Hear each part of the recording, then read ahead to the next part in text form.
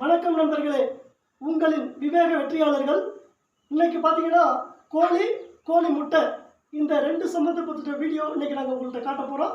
வீடியோவுக்கு முன்னாடி எங்கள் சேனலை சப்ஸ்கிரைப் பண்ணுங்கள். வீடியோவுக்கு போகலாம். கோழியை எப்படி அடை வைக்கணும் அப்படிங்கிற விஷயத்த இன்னைக்கு நான் காட்ட போகிறோம். நான் வச்சுருக்க கோழி முட்டையை நீங்கள் பார்க்குறீங்க. இதில் ஒரு 8 முட்டை இருக்குது. இந்த 8 முட்டையை நான் கோழி அடை வச்சு காட்டுறேன். இப்போ பார்த்தீங்கன்னா அந்த கோழி முட்டை மேலே அழகாக உட்காரும். அப்போ கோழி அந்த முட்டை மேலே அழகாக உட்காரும் போது இந்த கோழியில் இருக்கக்கூடிய ஹீட்டு சரிசமமாக அந்த முட்டைக்கு விழுகும். அப்போ அந்த முட்டைக்கு விழுகும் போது எல்லா முட்டையும் பொரிக்கும். இப்படி தான் கோழி அடை வைக்கணும். நிறைய வச்சா தான் குஞ்சு பொரிக்குமே, நிறைய முட்டை வைக்கலாம்ல. இல்லை, சில பேர் அந்த தவறு பண்ணுறாங்க. என்ன செய்யறாங்கன்னா, இப்போ கோழி வச்சா அந்த அளவுக்கு எத்தனை முட்டை வச்சா குஞ்சு பொரிக்குங்கிற அடிப்படையில் செய்யணும். நிறைய பேர் என்ன பண்றாங்கன்னா, கோழியை கவர் பண்ணாம ஒரு 20 முட்டை கிட்ட வச்சு போடுறாங்க. குஞ்சு நிறைய வேணும்ல, குஞ்சு நிறைய பொரிக்கணும். அதுதான் நீங்க செய்ய தவறு. அது என்ன தவறுன்னு கேட்டீங்கன்னா, இப்போ கோழி அடை வைக்கிறீங்க. கோழி அடை வைக்கும் போது அந்த முட்டையோட ஹீட் அந்த 10 முட்டையில தான் படும். மீதி இருக்கிற முட்டையில என்ன ஆகும், கோழியோட ஹீட்டு படாம அவுட்டர்ல இருந்துகிட்டு இருக்கும் அப்படியே. ஆனா நமக்கே தெரியாது. சில விஷயம் என்ன, நைட்டு அந்த கோழி முட்டையை பராமரிக்கிற விதத்துல உள்ள இருக்கிற முட்டையை வெளியில தள்ளி வெளியில இருக்கிற முட்டையை உள்ளே தள்ளும். உள்ள தள்ளும் போது என்ன ஆகும்னு கேட்டா, அந்த 20 முட்டைக்கு சரிசமமா ஹீட்டு கிடைக்காது. அந்த முட்டை பொரியல் தன்மைக்கு சரியான ஹீட்டு கிடைக்காது. அப்படிங்கிறப்ப என்ன ஆகும், அந்த 10 முட்டையை வைக்கிற இடத்துல 10 முட்டை அவுட்டர்ல போகும். அந்த வெளியில இருக்க 10 முட்டை உள்ள வரும். அப்ப உள்ள வரும்போது 20 முட்டை வச்சீங்கன்னா ஒரு குஞ்சு கூட பொரிக்காது. இதனாலதான் என்ன நினைக்கிறோம்னா, நம்ம 20 முட்டை வச்சா நிறைய குஞ்சு வேணும், நான் வேண்டாம் சொல்லல. ஆனா நீங்க 20 முட்டை இப்படி செய்யாம வச்சீங்கன்னா ஒரு குஞ்சு கூட பொரிக்காது. ஏன் பொரிக்காதுன்னு கேட்டா, எல்லா முட்டைக்கும் சரியான ஹீட்டு கப்ப கிடைக்காது. பாத்துக்கிட்டீங்களா? 20 முட்டை வச்சா குஞ்சு பொரிக்கிறது பிரச்சனை. ஏன்னா சரியான ஹீட்டு 20 முட்டைக்கு கிடைக்காது.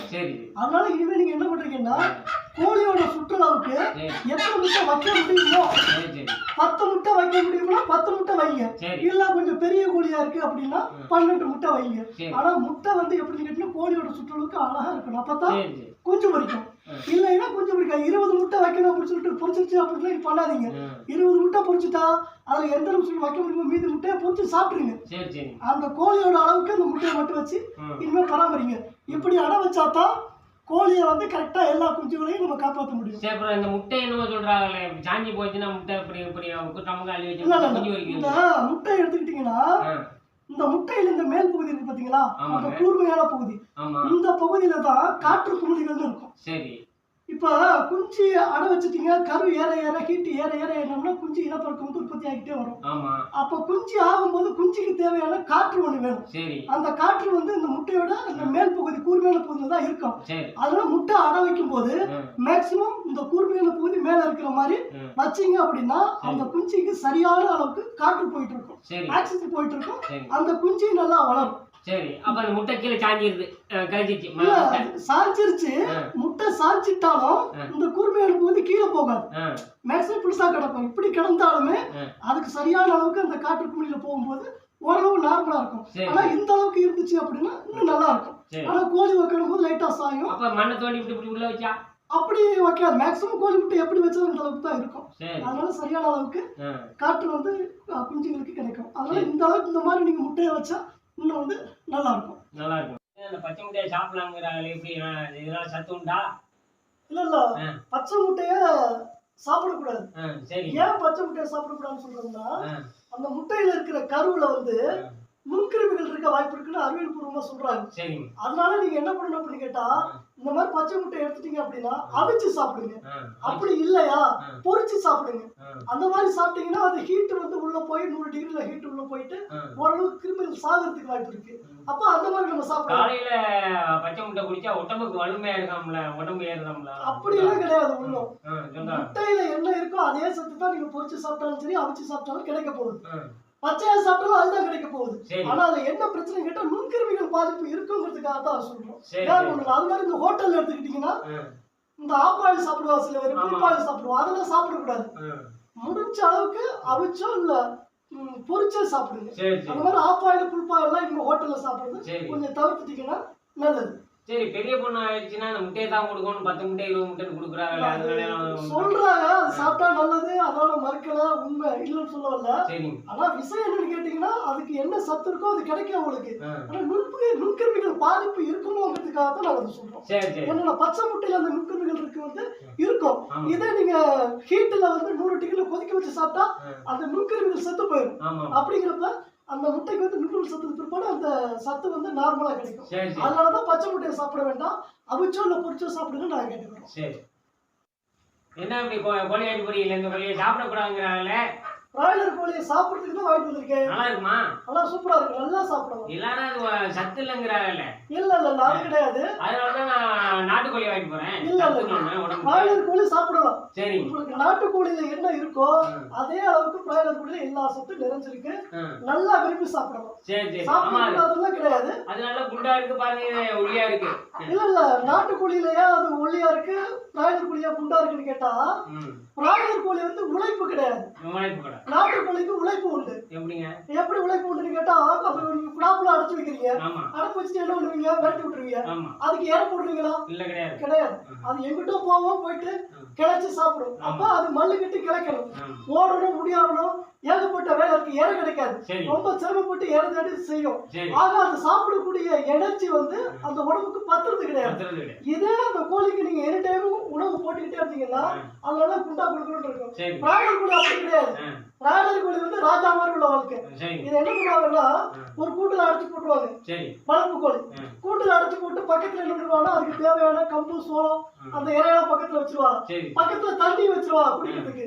என்ன பண்ணும், கொஞ்சம் தூரம் போகும், நல்லா தண்ணியை குடிக்க, நல்லா சாப்பிடும், படுத்துக்கணும். என்ன செய்து உழைக்காது, உழைப்பே கிடையாது இந்த கோழிக்கு. அப்ப உழைச்சாத்தாலும் வெயிட் குறையும்.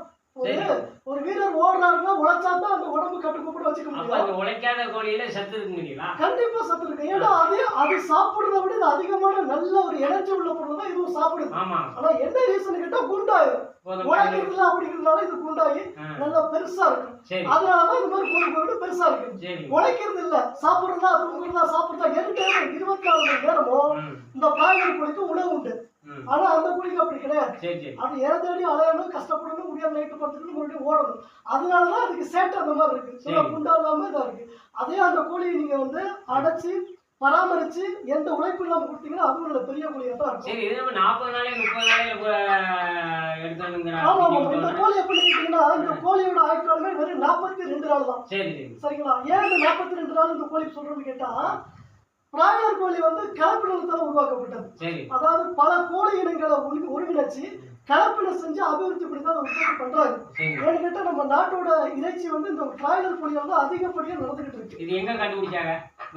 பிராய்லர் கோழியோட புரட்சிங்கிறது அமெரிக்காவில் நடந்துச்சு. அமெரிக்காவில் ஒரு பெண்மணி மூலியமா தான் அந்த பிராய்லர் கோழிக்கு ஒரு புரட்சி ஏற்பட்டுச்சு. அதுக்கு பிற்பாடு அமெரிக்காவில் பிராய்லர் கோழி வளர்ப்பு நிறைய நடத்துறாங்க. நடத்திட்டு அவங்க மூலியமா சில ஆராய்ச்சிகள் பண்ணி கோழியை அபிவிருத்தி இனப்பெருக்க செஞ்சு அபிவிருத்தி பண்ணி தான் இந்த மாதிரி கோழிகளை வந்து நம்ம ஆயுட்காலத்தை குறைக்கலாம் அப்படின்னு சொல்லி இனப்பெருக்க அபிவிருத்தி செஞ்சுதான் நம்ம கோழி உருவாக்கி இருக்காங்க. இனிமே வரக்கூடிய காலத்துல இந்த 42 நாள் இருக்கிற இந்த கோழியோட ஆயுட்காலம் வெறும் 30 நாள் கூட குறையும். அந்த அளவுக்கு ஆராய்ச்சிகள் கலப்பின செஞ்சுக்கிட்டு இருக்காங்க. அப்படி செஞ்சுதான் பண்றாங்க. இப்ப இதை எடுத்துக்கிட்டா நம்ம தமிழ்நாட்டுல கோழி இனங்கிறதே கிடையாது. தாய் கோழி இனமே நம்ம தமிழ்நாட்டுல கிடையாது. நீங்க நம்ம சொல்லுவோம் பாத்தீங்கன்னா இந்த பெருச்சாதி கோழி எல்லாம், அந்த கோழி இனத்தோட தாய் எங்க ஆந்திர பிரதேசம் தான். அந்த ஆந்திர பிரதேச போனீங்கன்னா இந்த கோழி சண்டை சொல்லுவாங்கல்ல, அந்த கோழி சண்டை அதிகமா இருக்கக்கூடிய மாநிலம் ஆந்திர பிரதேசம் தான். அவங்களுடைய தாய் இனம் தான் இந்த பெருஞ்சாதி கோழிலாம் சொல்லுவாங்க. நம்ம தமிழ்நாட்டுக்குன்னு சொல்லிட்டு கோழி இனமும் கிடையாது, அந்த மாதிரிதான் இருக்கு. அதனால பிராய்லர் கோழி யாரும் சாப்பிடக்கூடாதுன்னு கிடையாது. அது மாதிரி இன்னொன்று சொல்லுவாங்க, இந்த ஹார்மோன் ஊசி போடுறாங்க அப்படின்னு சொல்லுவாங்க பிராய்லர் கோழிக்கு. உண்மையில நம்ம கவர்மெண்டால தடைப்பட்ட ஊசி தான் இந்த ஹார்மோன் ஊசி. ஹார்மோன் ஊசி வந்து விற்க கூடாது. அது மாதிரி ஹார்மோன் ஊசி வந்து குறைஞ்சபட்ச ரேட்டு கிடையாது. ஒரு ஊசி போட்டா அதுக்கு 100 ரூபாய் அதுக்கு ரேட்டு வரும். அப்படி 100 ரூபாய் ரேட்டு போட்டா ஒரு பிராய்லர் கோழி வந்து 200 ரூபாய்க்கு யாரும் கொடுக்கவும் முடியாது. ஆக அந்த தப்பான எண்ணங்கள்லாம் ஓடிக்கிட்டு இருக்கு. அதெல்லாம் உண்மையிலே தவறு. அது மாதிரி போறது கிடையாது. 60 ரூபாய்க்கு வச்சுக்கலாம் ஒரு நேரத்துல. 60 ரூபாய்க்கு வச்சு அந்த உற்பத்தி அதிகமாயிட்டு இருக்கு. இன்னைக்கு கோழி 50 கோழி கிடைக்கிற இடத்துல 1000 கோழி கிடைச்சா என்ன ஆகும்? அப்ப ரேட்டு குறையுமா இல்லையா?